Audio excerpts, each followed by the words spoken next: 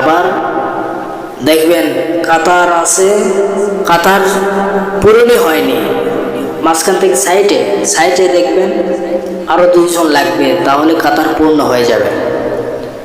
কাতার তো সারিবদ্ধ একটা সৌন্দর্য আছে না, সৌন্দর্য আছে, এই সৌন্দর্য একটা সিস্টেম আছে, সেই সিস্টেমটা তারা কি করতেছে, ভঙ্গ করতেছে। কিভাবে?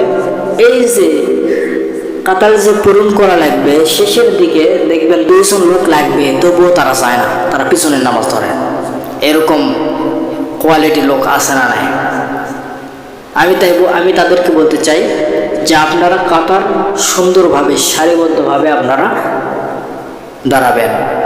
আপনি দেখা যাচ্ছে ডান কাতার ফুল হয়ে গেছে, মানে ডান দিকের কাতারের প্রথম কাতারের ডান দিকের ফুল হয়ে গেছে, বাম দিকের আরো 2 জন অথবা 3 জন লাগবে, সেটা বাদ দিয়ে সে পেছনে আসে নামাজ ধরে।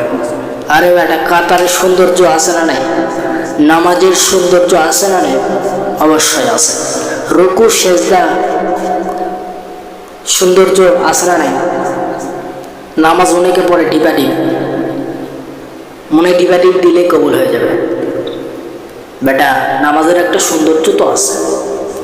নামাজটা যদি আমরা পড়তেছি সুন্দরভাবে খুশি সহকারে আদায় করা লাগবে নামাজটা। আপনি নামাজ পড়তেছেন, ডিপাটিভ দিচ্ছেন, ধ্যাক, ওই নামাজ হবে? মশকরা না? এই জন্য তো আল্লাহ বলছেন কিছু মানুষ নামাজ পড়েও এরা জাহান্নামে যাবে। কারা? এই যে মন করা মতো নামাজ পড়ে আসে, তারা নামাজটা শুদ্ধভাবে পড়ে না, খুশি সহকারে তারা নামাজটা পড়ে না, নামাজে ফাঁকি মারে।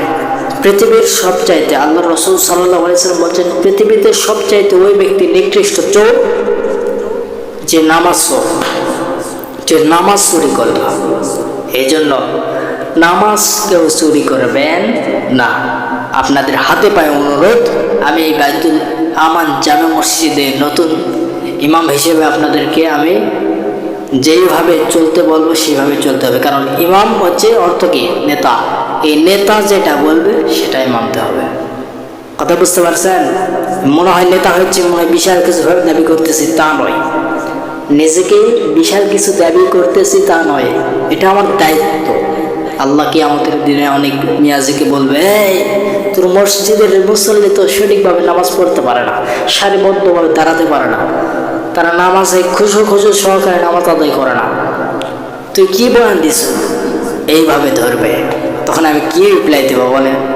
এই জন্য সবাইকে সতর্ক করতে চাই। কথা বুঝতে পারছেন?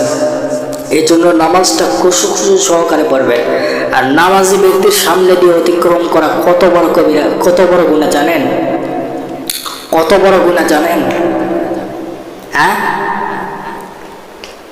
নবী সাল্লাল্লাহু আলাইহি ওয়াসাল্লাম বলছেন, নামাজি ব্যক্তির সামনে দিয়ে যদি কোনো ব্যক্তি অতিক্রম করে, এটা কত বড় গুনাহ।